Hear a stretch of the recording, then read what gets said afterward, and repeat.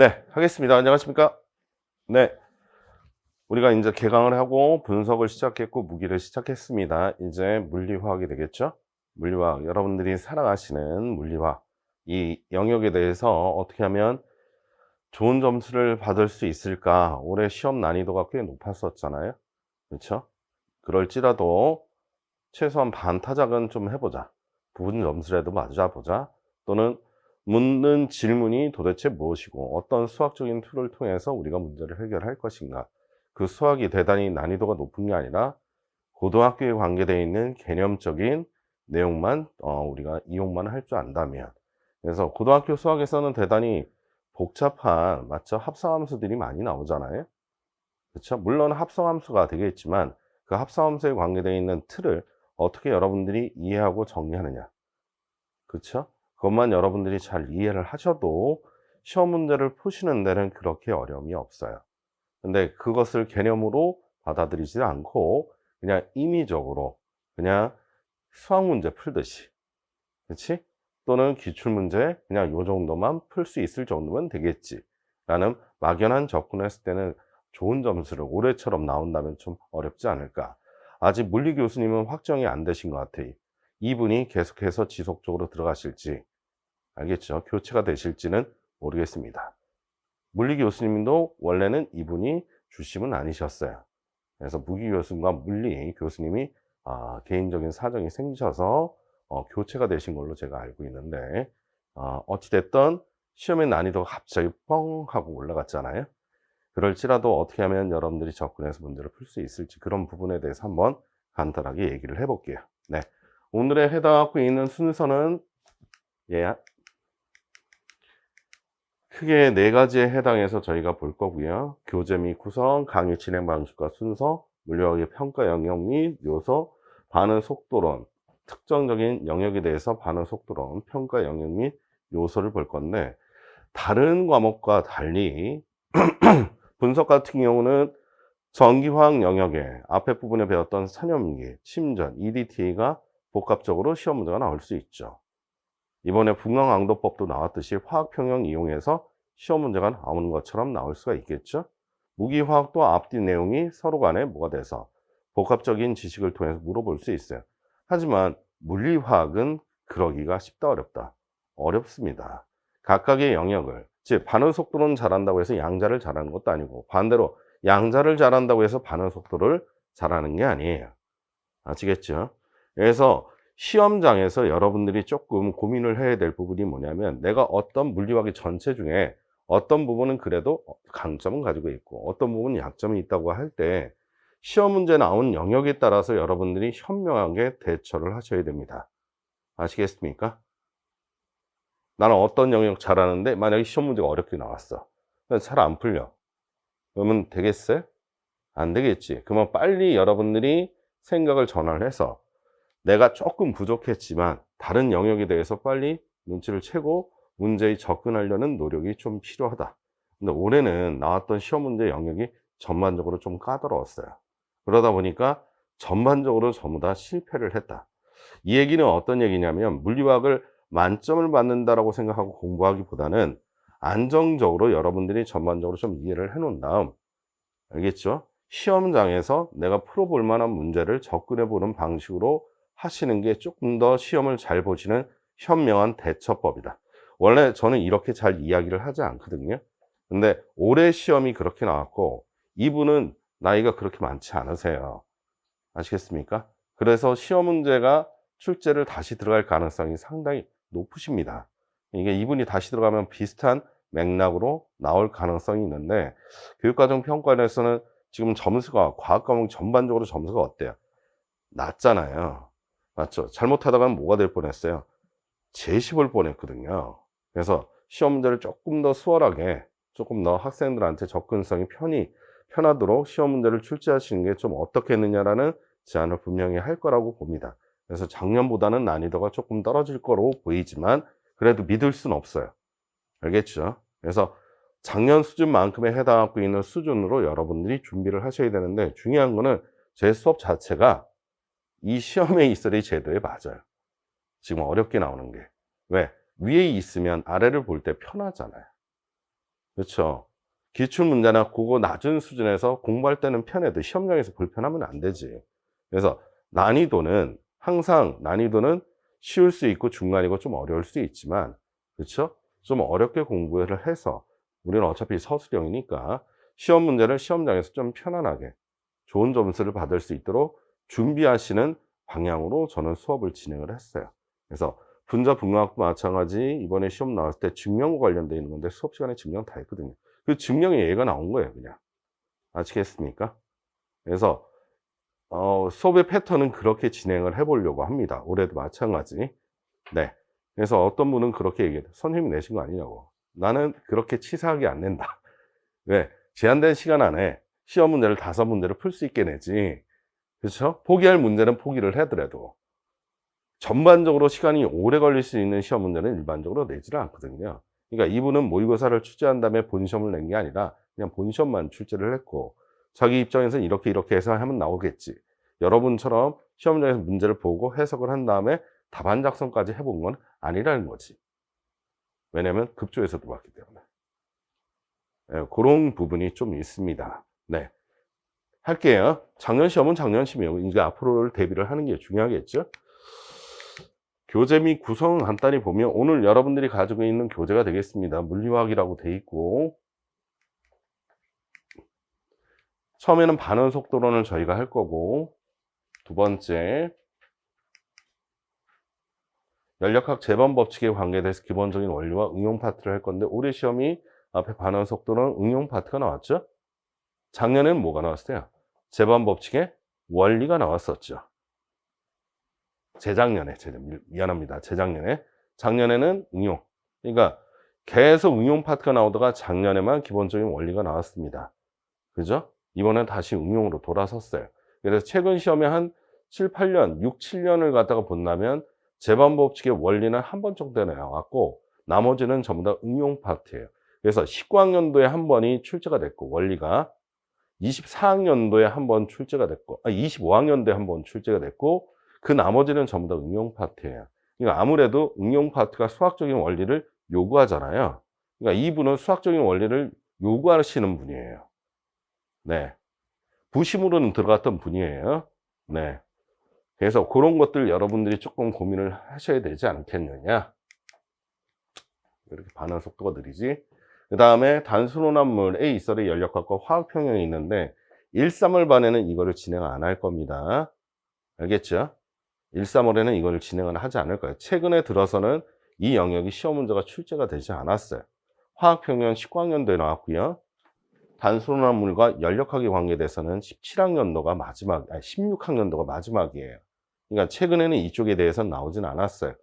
맨 마지막 부분에 화학평형에 관계되어 있는 부분만 간단하게 저희가 정리하고 넘어갈 거예요. 사료일반 들어가서는 이 부분을 진행을 할 겁니다. 오케이? 알겠죠? 중요한 거는 최근에 나와 있는 영역, 이 분은 양자분이에요. 이쪽에 이설의 단순혼합물과 학의 이설의 평형은 제가 전문가예요.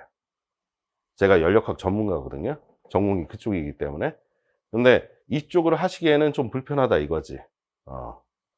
그래서 아마도 올해는 나올 가능, 이 분이 주심이 된다면 나올 가능성이 조금 부족하지만 그래도 준비는 해야 되겠죠. 특히나 무슨 평형은 화학평형 고등학교 과정에 포함되어 있으니까. 물론 단순 혼합물에 용액의 총괄성도 포함은 되어 있죠. 용액의 성질에 관계돼서. 네, 이거는 4월에 저희가 진행을 하겠습니다. 이렇게 안 넘어가지? 그 다음에 양자역학의 기본 원리에 대해서 수학적인 개념들을 어떻게 우리가 이용을 해서 걔를 파동함수적으로, 고유추함수적으로 이해할 것인가. 그죠? 그래서 기본적인 뭐예요? 약속들. 그렇지? 그것들을 뭐 할 거야? 공유할 거예요. 알겠죠? 그냥 수학적인 형태로 보지 말고 그 수학의 이설이 담고 있는 의미가 무슨 의미고 시험장에서 그게 나왔다면 이거는 우리는 어떻게 합의적으로 해석을 할 것인지. 알겠죠? 그에 따라서 질문에 따라서 우리는 문제를 어떻게 풀 것인지를 생각을 하는 거야. 그걸 어디다 한번 적용을 해보는 거야. 수소골 원자에다가 적용을 한번 해보는 거죠. 알겠습니까? 그래서 최종적으로는 수소골 원자에 대해서 할 건데 제가 분명히 시험 문제에 수소골 원자 나올 가능성이 크다라고 얘기를 했고 보통 수소골 원자 나오면 양자역학 안 나오는데 이번 둘 다 나왔어요. 더군다나 분자분광학이 문제가 나왔는데 스펙트럼의 해석이 아니라 증명 문제가 나왔어요. 영역은 분자분광학인데 증명은 그냥 양자역학이야, 그냥. 그래서 사실은 양자역학에서 거의 3문제가 출제가 된 내용입니다. 해도 너무했어요. 양자역학을 3문제를 내면 시험 문제가 풀 때 시간이 오래 걸릴 게 뻔하잖아요. 그죠? 그 다음 거기에 관계되어 있는 내용 뭐 여러 가지가 있는데 요즘 들어서는 잘 안 나오는 게 뭐예요? 복잡한 원자 이설의 스펙트럼, 원자 한교는 잘 안 나오죠, 물리 파트에. 하지만 무기를 할 때는 원자 한교가 상관도표 할 때는 핵심이죠. 반드시 여러분들이 알고 있어야 되는 내용이 되겠습니다. 여기까지 쭉 저희가 배울 거고요. 그 다음 분자분광학이 엄청 많죠. 맞죠? 이번에 저희가 나온 게 뭐예요? 전자 전위에 관계되어 있는 특성에 관계돼서, 맞죠? 전위 쌍점 모멘트의 이설의 변화가 있어야 한다. 이 개념은 무슨 개념이냐면, 보세요. 에너지적으로 들뜬다는 거는 핵으로부터 거리가 뭐가 돼? 멀어진다는 얘기죠. 맞죠? 그러면 전하량은 그대로 있는데 거리가 멀어졌으니까 뭐가 바뀔 거다? 쌍점 모멘트의 변화가 생길 거다, 이거지. 맞지? 근데 에너지가 멀어지는 거는 핵으로부터 거리적으로 멀어지는 거죠. 핵으로 멀어지는 거는 X축 방향, Y축 방향, 무슨 축 방향? C축 방향이 다 가능해요. 알겠죠? 그래서 벡터적으로 하면 뭐야? 거리 R을 쪽으로 우리가 표현할 수 있겠지. 그래서 X축 선분, Y축 선분, G축 선분을 통해서 이 R을 뭐 할 수 있다? 벡터적으로 표현할 수 있어요. 알겠습니까? 그래서 얘는 벡터량에 관계돼서 우리가 표현하는 건데, 그 중에 이번엔 시험 문제 나온 게 무슨 축? 1차원의 이설의 파티클 이너 박스를 냈거든. 그렇죠. 그러니까 파티클 이너 박스니까 몇 차원? 1차원에 관계되어 있는 성분만 그냥 물어본 거예요. 그걸 수학적인 원리를 통해서. 아시겠습니까? 그래서 첫 번째는 그냥 답을 주려고 했던 거죠. 전이 쌍자 모멘트의 이설의 변화가 존재해야만 뭐가 된다? 허용 전이가 된다. 그렇지. 그래서 그걸 그냥 질문으로 그냥 물어봤는데 그게 뭔지를 수학적으로 묻는 게 그 다음에 이설의 문제였습니다. 그거는 여러 가지 이설의 예를 통해서 하는데, 네, 파티클 이너 박스가 분자예요? 거기서 맹점이 있죠. 파티클 이너 박스가 분자는 아니잖아. 그냥 알갱이에 관계되어 있는 전자를 얘기한 거지. 그지? 그렇지 않나요? 그러니까 그게 좀 맹점이었다는 거지. 네, 뭐 어찌됐든 그거에 대해서 나왔고요. 그거 말고도 나올 수 있는 게 회전 파트, 진동 파트, 맞지? 이온화에 관계되어 있는 광전자 분화. 됐습니까? 이걸 전체로 아우르고 있는 것 중에 전자 전위와 광전자 분광법을 무슨 한교를 통해서 표현하는 거? 분자 한교를 통해서 표현하는 거. 여기까지 포함되어 있습니다. 오케이? 네. 이런 영역들에 대해서 여러분들이 이제 만점을 받고 싶어 해요. 그렇죠? 그래서 이번에 잘하신 분 같은 경우는 뭐 한 반 개 정도 틀렸고, 못하신 분은 뭐 5문제 다 틀렸고, 그죠? 물론 합격하신 분도 있어요. 5개 다 틀리고도. 그러니까 냉정해진 거죠. 시험장에서. 물리를 다 틀려도 일단 나머지 문제를 뭐 한다면, 안정적으로 다 푼다면. 근데 사람 마음이 그래요? 흔들리잖아요. 그죠?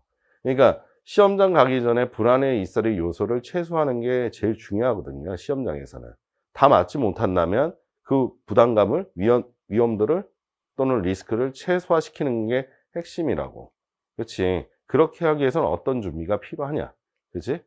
그런 것들에 대해서 보려고 합니다. 오늘 배울 것 중에 하나가 이거죠. 반응 메커니즘의 종류가 많아. 이거 외워요? 아니죠. 그걸 수학적으로 어떻게 해결할 것인지에 대한 메솔로지를 여러분들이 아시는 게 중요한 거지, 반응 메커니즘을 외우는 건 중요치 않습니다. 이게 조금 고주파 음이 나와서 좀 죄송합니다. 네. 얼른 끝낼게요. 이거 왜 이러죠? 네. 그래서 일반화되어 있는 수학적 관계를 통해서 유도 및 적용을 통해서 여러분들이 정리를 하시면 되겠고, 그러면 반응 메커니즘이 복잡한 게 있을 텐데 그러한 복잡한 걸 우리가 뭐 할 수 있어요? 단순화시킬 수 있죠. 이번 시험 문제가 그런 형태를 가지고 있습니다. 네, 계속 하겠습니다. 화면에 조금 문제가 있어서. 네. 그 다음에 좀 빨리 할게요. 연력학의 이설의 수식은 다 암기되느냐? 연력학 개념을 간단한 수식으로 했기 때문에 개념을 이해해서 수식으로 간단하게 뭐 하는 거야? 표현하는 거죠. 개념이 없다면 수식은 그냥 약속일 뿐이에요. 수식은 우리가 문제를 해결하기 위한 도구일 뿐이에요. 그러니까 제일 중요한 거는 개념이에요, 개념. 알겠습니까? 그래서 시험이 나올 수 있는 거는 다 합쳐서 6가지밖에 안 돼요. 6가지만 안정적으로 여러분들이 정리만 잘 하시면 돼요. 그래서 연력학 고생했었잖아요. 막상 이제 배우시면 하나도 고생할 게 없었다. 그래서 그 체계를 만들어 드릴 거고, 그다음 헬몰츠 함수와 깁스 함수 차이가 뭔가요? 이제 배우면 되죠, 나중에. 그래서 조건에 따라서 할 수 있는 최대 1 또는 최대 비팽창 1에 관계되어 있는 내용을 우리가 사용할 거고, 둘 다 뭐의 개념을 가지고 있다? 위치 에너지의 이설의 개념. 그래서 우리는 화학적인 위치 에너지를 가지고 나중에 무슨 일로 바꿔요? 정기적 일로 바꾸잖아요. 바로 그 개념을 가지고 있어요. 알겠습니까? 네. 그 다음 이상기체 이설의 혼합과 액체 이설의 혼합에 대한 차이, 공통점이 있고 차이점이 있죠. 공통점은 뭐예요? 이건 분자 간의 이설의 인력이 있어요, 없어요? 이상기체는 분자 간의 이설의 인력이 없으니까 변화전과 변화, 혼합전과 혼합 후에도 뭐예요? 혼합의 엔탈피가 0인데 기본적으로 엔탈피가 있어요, 없어요? 없죠. 하지만 액체는 있죠. 변화전도, 혼합전도. 그치, 용매끼리, 용질끼리. 그렇잖아? 나중에는 용매와 용질끼리 뭐가 있어요? 역시 존재하고 있는 상태. 그 변화가 혼합의 엔탈피가 0이었다면 뭐가 돼? 이건 이상기체의 혼합과 똑같은 거야. 알겠습니까? 근데 이제 문제가 생기기 시작하는 게 뭐죠? 바로 부피예요. 부피. 그래서 A라는 액체와 B라는 액체를 섞었어요. 그 두 개가 가지고 있는 액체 이설의 부피가 100ml, 100ml 섞었어요. 200ml 되나요? 그렇지 않아요. 200ml보다 클 수도 있고 200ml보다 작을 수도 있어요. 그래서 내부 에너지의 이설의 변화가 다릅니다. 알겠습니까? 이상기체는 내부 에너지 변화가 없고, 알겠죠? 액체일 경우는 내부 에너지의 변화가 존재하게 됩니다. 그게 이제 차이점이 이제 깊숙하게 들어가면 이렇게 얘기가 되는 거고, 나중에 이제 배울 겁니다. 화학평의 분율, 이번에 시험 문제 나왔었죠? 맞죠? 분석 쪽 파트에서 나왔습니다. 생소하다고 하는데 생소할 거 없어요. 그냥 연습만 하시면 되겠습니다. 그래서 분율적인 취급, 왜 분율을 이용해? 간단한 매개 변수를 찾겠다라는 얘기지. 반응물과 생성물 사이에. 그래서 간단한 수식 처리를 할 때 화학평에서 분율을 이용한다. 그러니까 분석이 시험 문제가 나와도 이 문제가 화학평이 나왔다면 무조건 뭘로 이용해서 문제를 해결한다? 분율을 이용해서 흑광도, 맞지? 식으로 바꿔서 정리하면 됐다. 양자의 기본 운동인 병진, 회전, 진동 운동은 모두 유도해야 하나. 그래서 우리는 유도를 할 게 뭐뭐 유도해요? 병진과 2차원의 이설의 회전, 3차원은 하지 않고요. 대학교 때는 다 했던 것들이고, 그 다음에 진동 파트에 관계돼서도 마찬가지. 저희는 뭘 할 거다? 처음에는 진동 운동 에너지에 대해서 간단히 볼 거고요. 나중에는 기본적으로 유도를 해서 여러분들한테 보여드릴 겁니다. 알겠습니까? 네. 그래서 여러분들이 고등학교 수준에 배웠던 삼각함수, 복수함수, 그렇죠? 그 다음 미적분에 관계되어 있는 기본적인 지식이어도 충분히 뭐 할 수 있어요? 해결할 수 있으니까 고등학교 때 봤던 책들이 있잖아. 그냥 옆에다 놓고 그냥 보면 돼. 알겠지? 외우려고 하지 마시고 이용을 하려고 하시고, 이용을 할 때 왜 이걸 이용을 하는지 그 의미를 아는 게 더 중요하다. 그러니까 질문에서 뭘 요구를 했잖아요. 그럼 무언가 수학적인 툴을 이용할 때 그 요구하는 사항에 대해서 어떤 수학적인 툴로 사용할 것인지에 대해서 매개가 있어야지. 그렇지? 그러니까 질문을 딱 받았는데 어떻게 하라는 거야? 멘붕 오면 안 된다 이거죠. 그렇죠? 그래서 이 요소들을 어떻게 사용하는지 그 의미를 아는 게 더 중요하다. 아시겠습니까? 그래서 여러분은 정의나 기본적인 틀에 대해서 아시는 게 더 중요하지, 어떤 문제를 갖다가 푸는 거는 중요하지 않다. 고등학교 때 뭐 한 문제 풀 때 뭐 3분 안에 2분 안에 문제 해결하는 그런 의미가 아니에요. 알겠죠? 이 수학이 우리가 물리에 사용할 때 어떤 의미로 사용하고 있는지 그거를 서로 간에 얘기를 해보자 이거지. 그러니까 제가 뭐라고 했어요? 합의라고 했죠? 합의. 그렇죠? 그 합의만 뭐하면 돼? 같이 공유만 하시면 돼요. 알겠습니까? 그러면 이쪽은 결과가 다양할까요? 다양하지 않죠. 뻔하죠. 이건 정해져 있겠지. 그치? 그래서 고등학교 때 배웠던 것처럼 수학 문제 뭐 2000제 뭐 이런 거 푼다? 이런 거 아니라고. 알겠죠? 이런 것들은 슈레딩거 방정식의 이설이 틀로 되어 있기 때문에 대단히 제한적이다. 나올 수 있는 예가. 그 다음 원자항교 아는데 분자한교는 모르는데, 사실 어떻게 보면 둘 다 모르는 거겠지. 그래서 원자한교를 기반해서 분자한교와 어떤 공통점이 있고 어떤 차이점이 있는지. 원자는 원자만의 있을 모습이 있을 거고, 분자는 분자만의 모습이 있겠죠. 맞죠? 그래서 원자한교의 이설의 개념을 할 때는 원자는 혼자 있죠. 분자는 최소한 2개 핵이 있잖아. 그렇지 않습니까?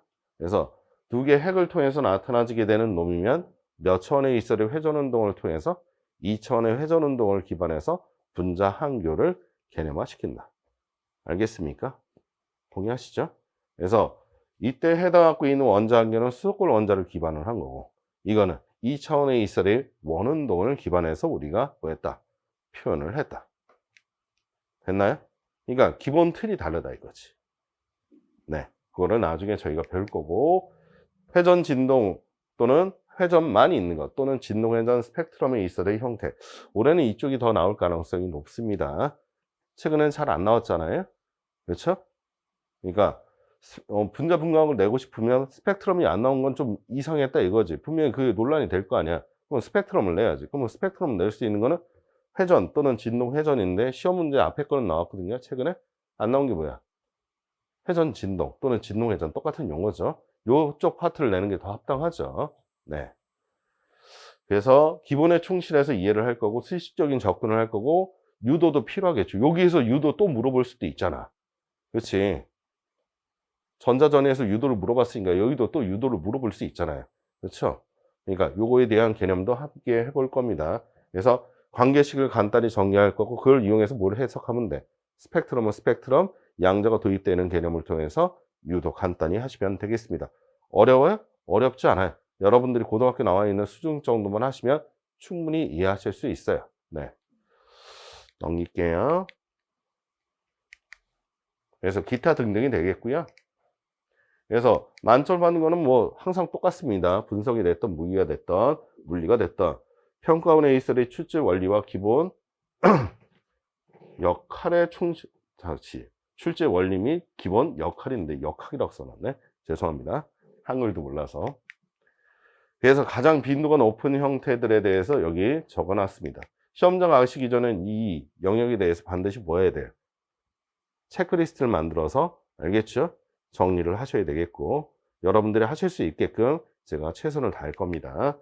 그 다음, 이 특별히 얘네들은 뭐에 국한되어 있다? 영역별에 국한되어 있다고 제가 얘기를 했죠. 영역별로 열심히 잘 하셔야 돼요. 그래서 연력학 잘한다고 해서 양자 잘하는 거 아니라고. 알겠지?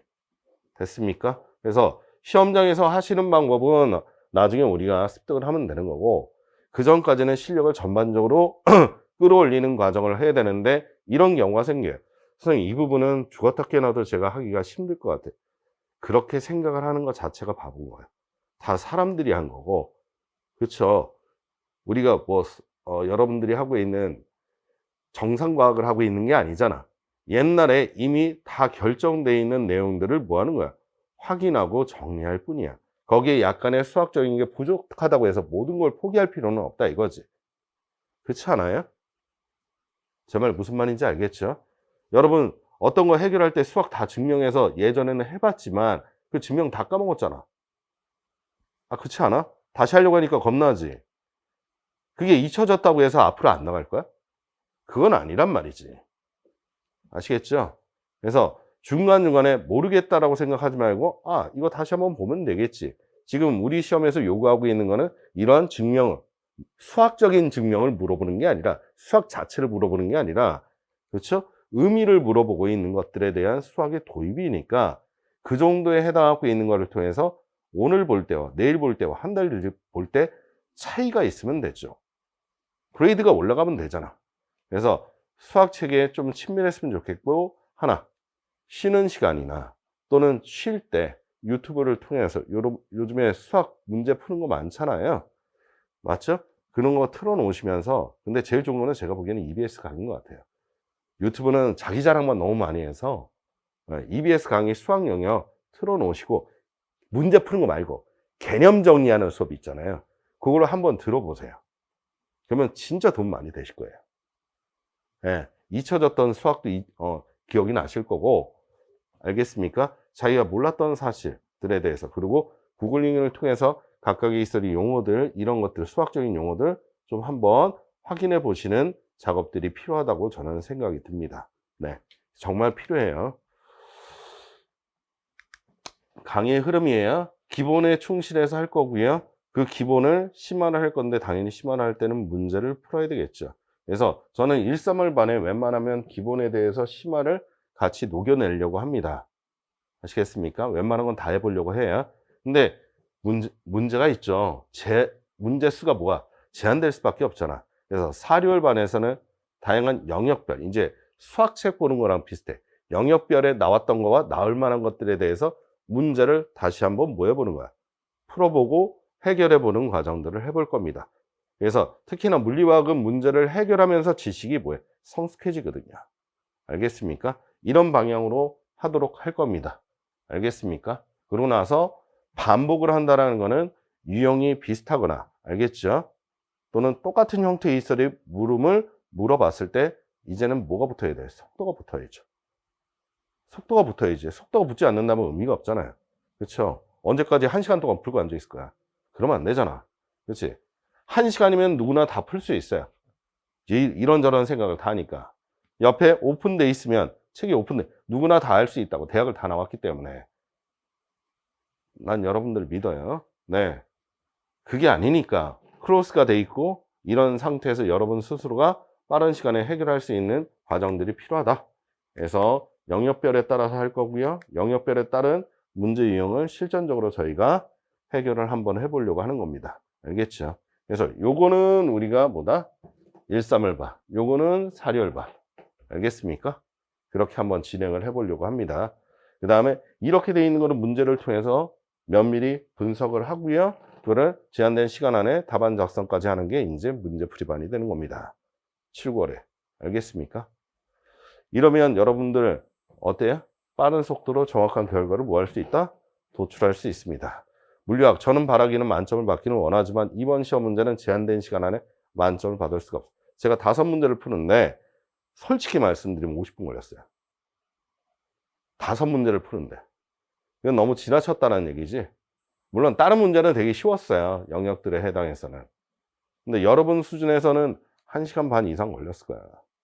그러면 우리가 90분, 90분이면 1시간 반, 1시간 반이잖아요. 물리만 봐요?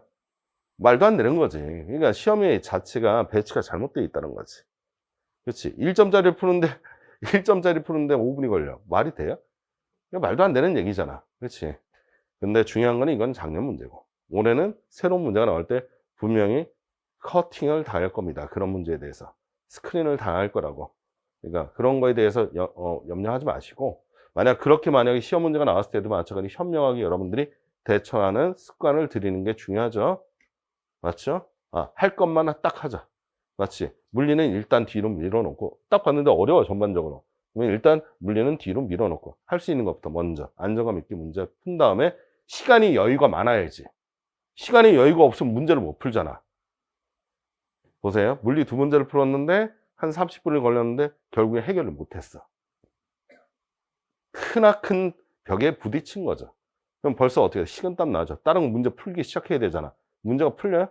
안 풀리지? 시간을 까먹었는데? 알겠습니까? 우리는 제한된 시간에 많은 점수를 얻어야 되는 시험이에요. 여기서 물리학 좀 잘한다고 잘난 척하는 게 아무런 의미가 없다라는 거야. 그렇지 않아? 넘기겠습니다. 참고도서는 대표적으로 여기 보시면 세계의 관계에 대해서 했고요. 애트킨스 물리화, 그 다음에 이게 뭐죠? 실베이 책이죠? 또는 알버티 책이라고 하죠. 책으로는 이 책이 제일 좋아요. 책으로는, 내용서로는. 근데 읽기가 조금 어려워요. 난도가 좀 어렵고 종합적으로 돼 있어요. 그래서 특히나 반응속, 이번에 나왔던 반응속도는 문제가 여기 있는 연습 문제예요.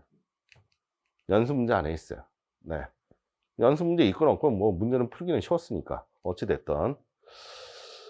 모든 거의 대학은 애트킨스 책을 보고 있죠. 그렇죠? 근데 제일 나쁜 책.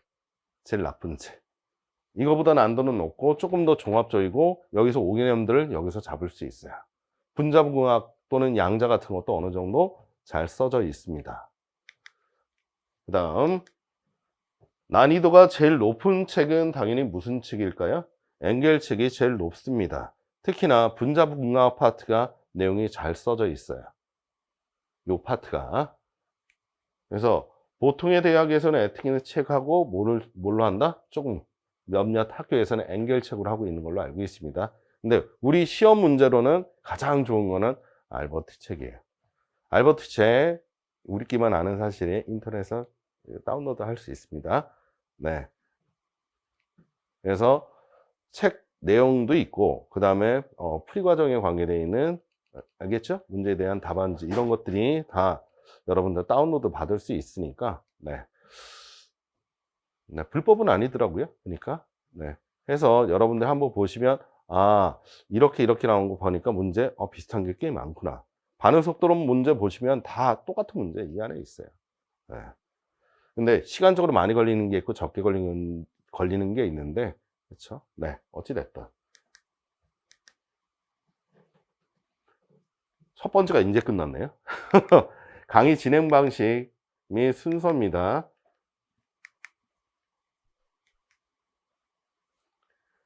이거는 뭐 우리 앞에서 얘기한 것처럼 분석 무기한 때처럼 똑같이 이것도 우리는 수업은 수요일 날 11시부터 18시까지 할 겁니다. 6시까지. 그 다음에 여러분 필기를 조금 뭐하기 위해서 줄이기 위해서 알겠죠? 판서자를 여러분들한테 제공을 할 거고요. 넘길게요. 그 다음 역시 마찬가지 스터디는 권혁 교수님 토요일 날 끝나고 알겠죠? 그 주에 배웠던 내용들을 저희가 배우도록 할 겁니다. 그래서 지금 이번 주에 스터디를 할지 안 할지는 제가 금요일 날 말씀을 드리겠습니다. 알겠죠? 다음 주부터는 무조건 하는데 이번 주는 제가 집에 일이 좀 있어 어머니가 좀 아프셔서 제가 병원에 좀 가야 돼서 그래서 그거는 제가 금요일 날 말씀드리도록 하겠습니다. 그래서 저와 같이 하는 스터디 하시면 좋겠고 네. 그 다음 물리화학 평가 영역 및 요소는 아까 전에 수업 내용에서 벌써 얘기를 했어요. 여기 보시면 기존에 해당에서는 여기 보면 물질의 구조와 결합은 뭐 어느 쪽에서 나와요? 무기나 유기에서 나오죠. 맞죠? 그러니까 물리에서는 손을 대야 안 돼요. 손을 대지 않습니다. 여기 보시면 한 번 나온 적이 있었잖아요. 이 한 번의 관계에 대해서는 약간의 있을 물리적인 지식을 도입했다는 의미에서 제가 집어넣은 거긴 한데 알겠지? 이걸 빼놓고는 뭐예요? 있어요 없어요? 없죠. 그래서 이거는 그냥 무기나 또는 어디서 나온다? 유기에서 나온다. 물리하고 연계돼서 나온다면 무기가 되겠죠. 그죠? 그래서 무기 문제일 수도 있고 물리 문제일 수도 있는 겁니다. 근데 이걸 빼놓고는 없어요. 나머지를 보면 전반적으로 뭐예요? 비슷하게는 다 출제가 되고 있는데 이 앞에 부분을 갖다가 보면 기본적으로 여기가 몇 문제예요? 2문제 이상이에요. 그 이유가 지금은 이번에 주심이 됐던 분이 이전엔 부심으로 들어갔다고 얘기했잖아요. 그러니까 기본적으로 양자하고 분자분각을 뭐 한다는 거야? 선호하고 있다는 얘기예요. 동의하세요? 맞죠? 네. 근데 여기는 대빵되니까 어떻게 돼? 본색을 드러내죠. 맞죠? 본색을 드러내. 사실은 이게 분자분각 문제가 아니라 보다 그냥 양자 문제예요. 그래서 무려 몇 문제나 냈어요? 3문제나 출제를 하셨죠. 맞죠? 그 다음에 반응 속도론 1문제, 그 다음에 연력학 1문제에 관계되어 있는 꼴을 통해서 냈습니다. 근데 우리 교육과정으로 보면 여러분 들어보세요. 교육과정에 여러분 주기율표에 관계되어 있는 수소골 원자가 들어있어요? 이번에 교육과정 바뀌었잖아요. 수소골 원자 있냐고. 수소골 원자가 사라졌죠. 맞죠? 근데 바보 같은 짓을 한 거예요, 교수가. 교사를 뽑는다며. 그렇지. 그러면 어느 정도 밸런스를 맞춰서 내야지. 교육과정 상에서는 앞에 부분에 있는 연력학과 여기에 있는 반응속도 화학평형이 더 뭐예요? 중요하거든요. 그러니까 내려면 여기서 2문제, 여기서 1문제. 그렇지? 여기서 뭐 1문제 반, 1문제 요 정도만 냈어야 되는데 밸런스가 전혀 맞지 않아요. 그러니까 이게 계속 지적이 됐었거든요. 근데 어떤 생각에서 이렇게 하셨는지 좀 모르겠어요. 그게 지적된 해가 몇 년도냐면 여기에요, 여기. 몇 학년도에? 23학년도에 이게 지적됐었어요. 근데 한번 지적질을 당했는데도 불구하고 3년 뒤에 다시, 그렇죠? 그런 일이 벌어졌습니다. 어찌됐든 지금 패턴을 보면 어디가 주요하다? 양자가 주요하다는 것을, 맞죠? 우리가 확인할 수 있어요. 양자에 조금 더 여러분들이 신경을 쓰셔야 돼요. 양자 하는데 어렵다라고 생각하지 마시고, 양자 그렇게 어렵지 않아요. 진짜 그렇게 어렵지 않아. 도전할 때 있어야 마음가짐이 중요한 거지. 양자 알아요? 막상 물어보면 공부해 본 적이 없어. 그러니까 어려운 게 아니라 모르는 거야, 그냥. 그치? 근데 연력학은 도전을 많이 했잖아요. 그렇죠? 사실 제가 생각하기에는 양자보다는 연력학이 더 어려워요. 왜? 개념이 어렵기 때문에. 근데 양자는 뻔해요. 그냥 그럼 이렇게 한번 생각해보자. 그러면 수학적으로 뭘 쓸까? 그렇게 이렇게 쓰자 하고 그걸로 끝이야, 그냥. 알겠지? 약속에 따른 수학적인 툴만 얘기하고 있기 때문에. 너무 쉽게 얘기했나? 이제 반응 속도로 관계되어 있는 영역만 정리하도록 하겠습니다.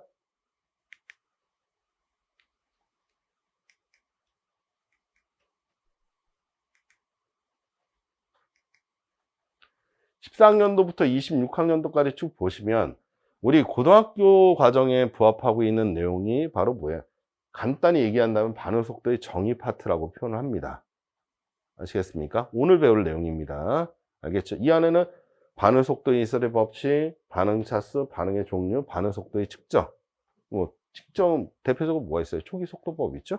이러한 기초적인 내용들이 나와 있는 게 여기 쫙 나와 있어요. 올해도 시험 문제 물어본 거예요, 사실. 그렇지?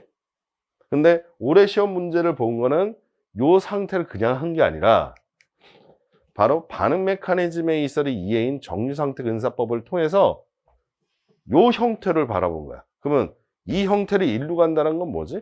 우리가 복잡 다양한 반응들이 있잖아요. 예전엔 고전역학적으로 그게 복잡한 걸 알아요? 몰라요? 모르죠. 무슨 체를 알기가 어려우니까.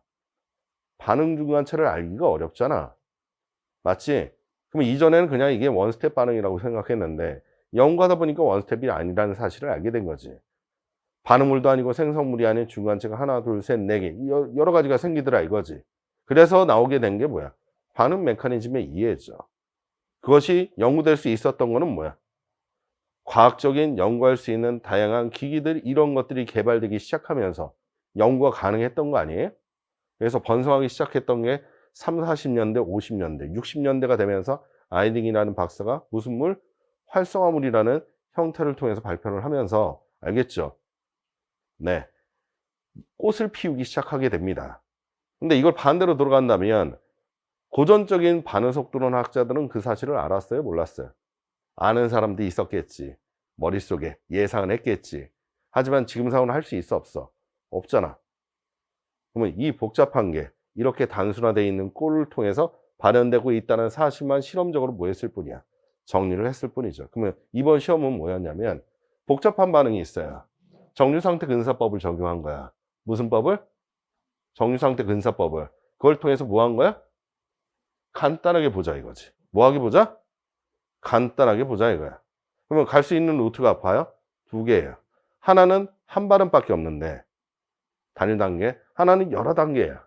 봤더니 이 중에서 제일 중요한 단계가 이 갈라지는 관계에서 일로 가는 단계가 제일 뭐하더라? 주요하게 작동하더라. 그러면 여기가 아무리 복잡하게 가도 요 단계가 속도를 결정하는 단계면 뭐가 돼? 이 가는 브릿지의 이설에 관한 전체 이설의 과정의 이설의 속도는 누가 제어를 해? 얘는 이걸로 결정이 될 거고 얘는 요 과정으로 결정되겠지. 그렇지 않아요? 그러면 이게 뭐야? 둘 사이의 이설에 반응물을 통해서 나타난 경쟁 반응을 통해서 간단하게 뭐 할 수 있더라? 이해할 수 있더라 이거지. 항상 과학은 복잡한 걸 뭐 하는 거야? 단순화시키는 게 과학이잖아. 맞지? 그러면 이번 시험 문제도 똑같은 거야. 정류상태 근사. 말 그대로 근사를 하는 건 뭐죠? 복잡한 걸 뭐 하겠다는 거야? 단순화시키겠다는 거지. 그러면 단순화시키는 개념이 바로 우리 선배들이 해놓은 거야. 후배들은 뭐 하는 거죠?